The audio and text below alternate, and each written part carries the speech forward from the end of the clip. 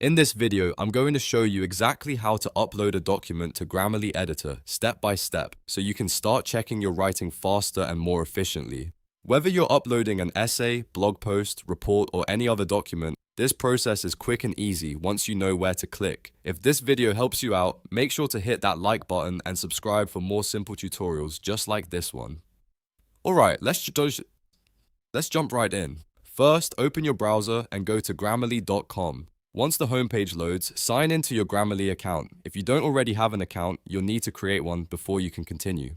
After signing in, look for Grammarly Editor and go to it. This is where you'll be able to work on your document directly inside Grammarly. On the main editor page, you should see an option that says Upload File. Go ahead and click that button. A file picker window will open, allowing you to browse the files on your computer.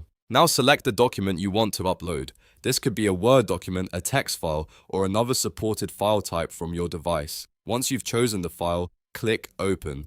Grammarly will begin uploading your document into the editor. After that, all you need to do is wait for the document to load completely. Depending on the file size and your internet speed, this may take just a few moments. Once it finishes loading, your document will appear inside Grammarly Editor, ready for you to review, edit, and check for writing issues. From here, you can make improvements to grammar, clarity, spelling, and style, just like you normally would inside Grammarly.